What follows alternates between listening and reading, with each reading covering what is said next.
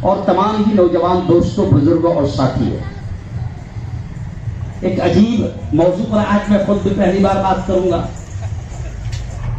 تو آصف بھائی نے کہا کہ مفتی صاحب ختنہ کے تعلق سے اسلام کیا کہتا ہے، پیارے آقا محمد صلی اللہ علیہ وسلم کیا فرماتے ہیں، اور اہم بات یہ ہے اگر یہاں پر ہندو بھائی اگر یہاں موجود ہوتے تو میں ان کے سامنے بھی اس بات کو رکھتا، کیونکہ ابھی ختنہ کو ایک اعجاز بھائی دھرم کے اعتبار سے دیکھا جائے، لیکن ختنہ کے میڈیکل بینیفٹس کیا ہے، میڈیکل سائنس اس کے بارے میں کیا کہتی ہے، یہ تمام چیزیں میں ان کے سامنے بھی رکھتا، لیکن میں سمجھتا ہوں کہ مسلمانوں کو بھی جاننا بہت ضروری ہے۔ مسلمانوں کو ختنہ کے تعلق سے صرف اتنا ہی معلوم ہے کہ مسلمان کو کرنا پڑتی ہے، بس اتنا ہی معلوم ہے۔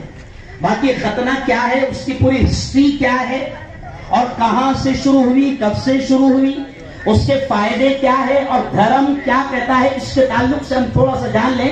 اور ختنہ کے تعلق سے میں آپ کو بتاؤں کہ ختنہ کے تعلق سے ہندو بھائیوں تک بھی، آپ بھلے یہاں پر نہ ہو لیکن میرے چینل کے ذریعے سے یہ بات جو یہاں پر میں جہاں جو کچھ کر رہا ہوں پوری دنیا میں بات جاتی ہے، اور جب میں ختنہ کے تعلق سے ہیڈنگ ڈالوں گا تو مجھے یقین ہے کہ ہزاروں لاکھوں کی تعداد میں ہندو بھائی بھی جاننا چاہتے ہیں کہ آخر ختنہ مسلمان کیوں کرتا ہے۔ تو پہلے میں تھوڑا سا سسٹم شریعت کے اعتبار سے بتا دوں کہ ختنہ کہاں سے شروع ہوئی۔ مسلمانوں کو بھی، ہم کو بھی بہت ساری چیزیں نہیں معلوم ہے، تو میں آپ کو بتاؤں کہ ختنہ سب سے پہلے جو شروع ہوئی ہے، ہم سب جانکاری لے لیں اس بات کی کہ ہمارے سب کے باپ جنہیں کہا جاتا ہے، ایک تو پہلے باپ ہے حضرت آدم۔ پوری دنیا کے تمام انسانوں کے، ہندو بھائیوں کے مجمع میں بات یہ کہتا ہوں کہ پوری دنیا کے تمام انسانوں کے باپ ہے آدم، اور پوری دنیا کی تمام انسانوں کی ماں ہے حوا۔ رمیش ہو، پرکاش ہو، کیلاش ہو، عبداللہ ہو، ہارون ہو، اعجاز ہو، سب کے باپ ہے آدم اور سب کی ماں ہے حوا۔ اس اعتبار سے قرآن بھی کہتا ہے، پیارے آقا محمد صلی اللہ علیہ وسلم بھی فرماتے ہیں کہ ان ربکم واحد، تمہارا پروردگار، تمہارا رب، تمہارا پرمیشور، تمہارا گاڈ بھی ایک ہے، وہ ان اباکم واحد، اور تم سب کے باپ بھی ایک ہے۔ اس اعتبار سے اگر دیکھا جائے تو تمام ہندو، مسلم، دلت، کرسچن، جین، بون، برمن، جو کسی بھی ذات اور دھرم کے لوگ ہیں، اس اعتبار سے اگر دیکھا جائے تو وہ ہمارے سب کے بھائی ہیں، ہم الگ الگ نہیں ہیں۔ یہ مسلمانوں کو اس کیمپ سے گویا کہ ایک راشٹری ایکتا کا بھی میں پیغام دوں گا، اس کیمپ کے ذریعے سے کہ یہاں پر ہم پیغام پہنچا رہے ہیں کہ ہندو، مسلم، دلت، بودھ، جین، کرسچن، برہمن، سب ہم ایک ماں باپ کی اولاد ہیں۔ تو ختنہ کے تعلق سے بھی میں یہ کہہ دوں فاروق بھائی کہ ختنہ کو بھی لوگ دھرم کے اعتبار سے دیکھیں، دھرم کے اعتبار سے دیکھیں، حالانکہ ختنہ پہلے میں آپ کو دھارمک اعتبار سے بتا دوں کہ حضرت ابراہیم علیہ الصلوۃ والتسلیم جو ہم سب کے باپ بھی ہے، پیارے آقا صلی اللہ علیہ وسلم سے جب صحابہ نے پوچھا حضور یہ قربانی کیا ہے، ابھی قربانی کا مہینہ دیکھ رہے ہیں، تو جب حضرت ابراہیم کے تعلق سے حضور سے قربانی کے تعلق سے پوچھا کہ حضور، صحابہ نے پوچھا، یاروں نے پوچھا کہ حضور یہ قربانی کیا ہے، قربانی کیا ہے، اس کا کیا ثواب ہے، تو حضور نے کہا یہ قربانی حاضی سنت ابیکم ابراہیم، یہ تمہارے باپ ابراہیم کی سنت ہے، تو ہمارے باپ ابراہیم کی سنت قربانی۔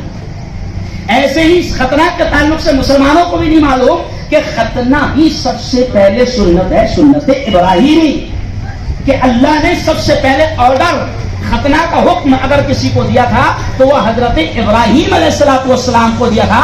یعنی اگر حضرت ابراہیم سے ختنہ شروع ہوئی تو آپ اندازہ لگا سکتے ہیں کہ کم از کم 5000 سال پہلے سے ختنہ چلے گا، کم سے کم کتنے سال پہلے سے، 5000 سال پہلے سے۔ مسلمان بھی اس بات کو سمجھے کہ اس کے دماغ میں رہتا، اس سے پوچھ سکے ختنہ کیوں کرنا پڑتی، اپن مسلمان ہیں نا،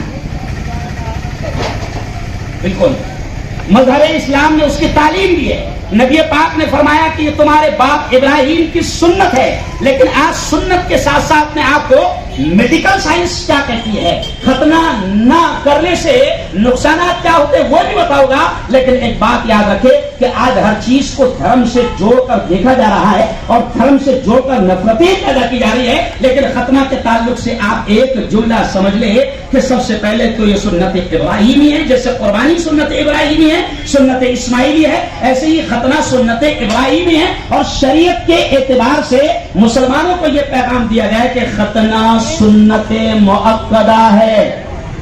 سنت مؤکدہ کا مطلب کیا ہوتا ہے؟ سنت مؤکدہ کا مطلب ہوتا ہے ایسی سنت. سنت مؤکدہ کا مطلب ہوتا ہے ایسی سنت کہ جس کو نبی کریم صلی اللہ علیہ وسلم نے کرنے کا حکم دیا ہے. تو ختنہ کے تعلق سے یہ لفظ سمجھ لیں کہ ختنہ سنت مؤکدہ ہے. یہ سنت مؤکدہ ڈبل اس لیے کہہ رہا ہوں کہ بعض ہندو بھائیوں کے دماغ میں یہ رہتا کہ ختنہ اگر نہیں کیا تو کیا مسلمان نہیں ہوگا، اور مسلمان کے بھی دماغ میں رہتا ہے کہ ختنہ نہیں کیا تو کیا مسلمان نہیں ہوگا. لیکن شریعت کا ویو اور پوائنٹ یہ ہے کہ ختنہ سنت مؤکدہ ہے، فرض نہیں ہے، لیکن ایسی سنت ہے کہ جس کو نبی کریم صلی اللہ علیہ وسلم نے تاکید کے ساتھ آرڈر دیا ہے. اور ہماری شریعت کا یہ بھی کہنا ہے کہ جس عمل کو نبی نے تاکید کے ساتھ میں آرڈر دیا ہے وہ بھی قریب قریب فرض کے برابر ہو جاتی ہے. تو شریعت کے اعتبار سے یہ سنت مؤکدہ ہے، لیکن فرض اس لیے نہیں کہ اگر کوئی مجبوری، کیونکہ شریعت اتنی باریک ہے کہ ساری چیزوں کا خیال رکھتی ہے. اگر کوئی ایسی مجبوری ہے کہ وہ ختنہ نہیں کر سکتا ہے تو اس کا مطلب یہ نہیں ہے کہ وہ مسلمان نہیں ہے، اس کا مطلب یہ نہیں ہے کہ وہ مومن نہیں ہے. لیکن آئیے اب میں تھوڑا آپ کو آگے بتا دوں کہ آج امریکہ میں کتنے پرسنٹ مسلمان ہیں؟ 1 یا 2% مسلمان ہیں. لیکن امریکہ کی 2016 کی یہ رپورٹ آئی ہے کہ امریکہ میں 60% لوگ ختنہ کرے ہوئے ہیں. تو اب وہ تو مسلمان نہیں، وہ ختنہ کیوں کر رہے ہیں؟ اس لیے کہ وہ جانتے ہیں کہ میڈیکل سائنس نے ختنہ نہ کرنے کے نقصانات بتائے ہیں اور میڈیکل نے ختنہ کرنے کے فائدے بتائے. ختنہ میں آپ اور ہم جانتے ہیں کہ قدرتی اعتبار سے جب بچہ پیدا ہوتا ہے اور کچھ حصہ جو چمڑی کا ایکسٹرا یا زائد ہوتا ہے اس حصے کو کاٹ دیا جاتا ہے.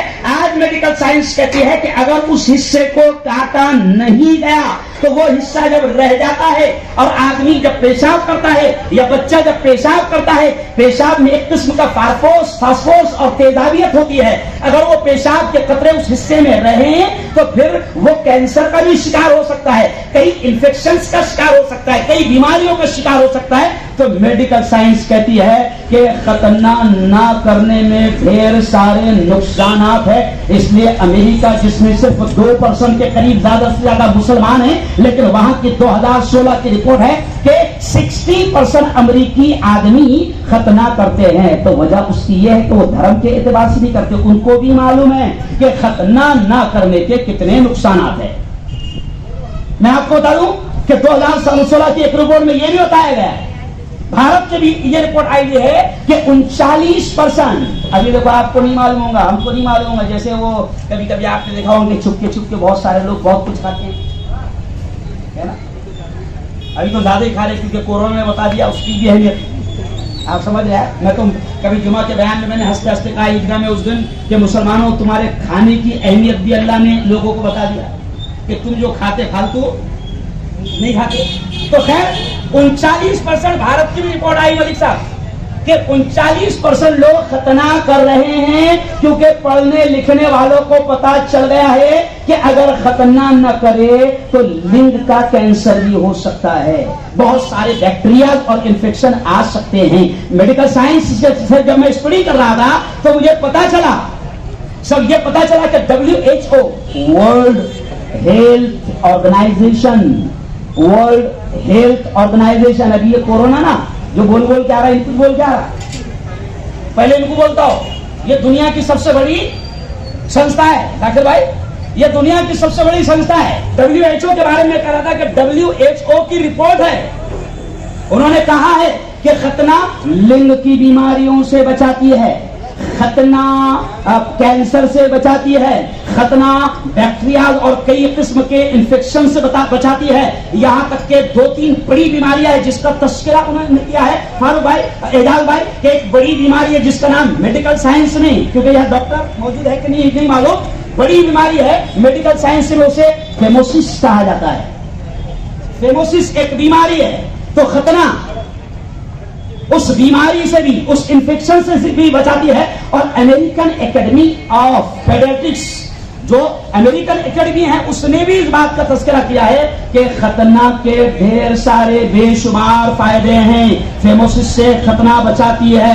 ऐसे ही मेडिकल साइंस कहती है कि बेलेनाइट्स एक बीमारी होती है, उससे भी वो खतरा बचाती है, जिससे लिंग में दर्द की तकलीफ होती है, जलन पैदा होती है, तेजाबियत पैदा होती है। जैसे मैंने कहा ना कि आज की मेडिकल साइंस ये कहती है कि अगर उस चमड़ी के एक्स्ट्रा हिस्से को काटा न जाए तो हर आदमी पेशाब करता है। पेशाब के बाद में देखो, इस्लाम कितना प्यारा मजहब है कि उसने हमको सिखाया है तहारत, पाकीज़गी, सफाई, आपको पानी से साफ करना पड़ता है उस हिस्से को।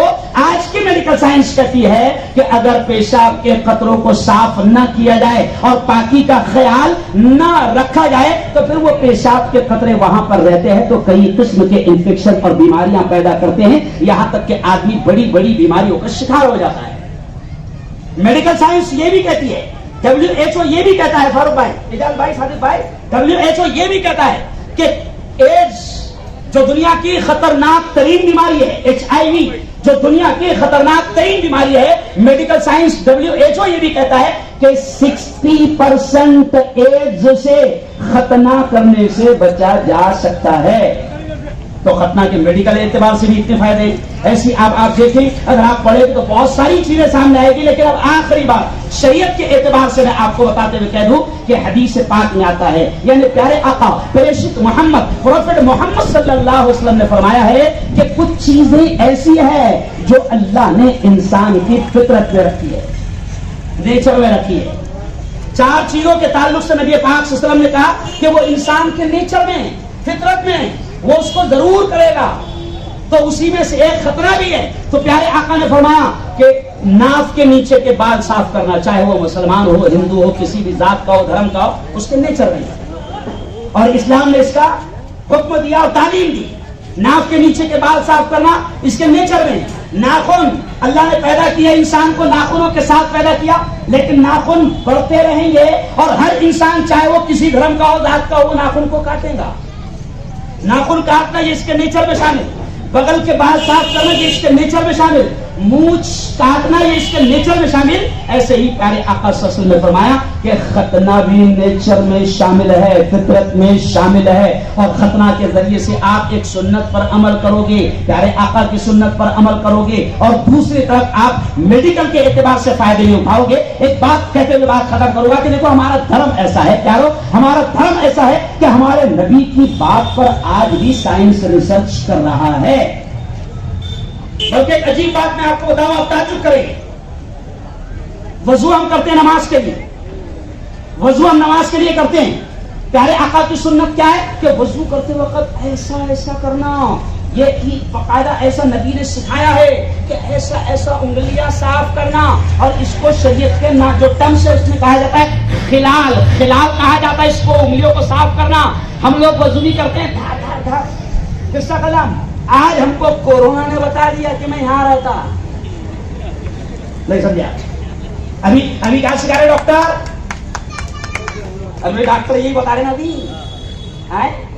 और ये तो हमको 1500 साल पहले हमारे नबी ने, अरे बोलो ना भाई, सिखा दिया।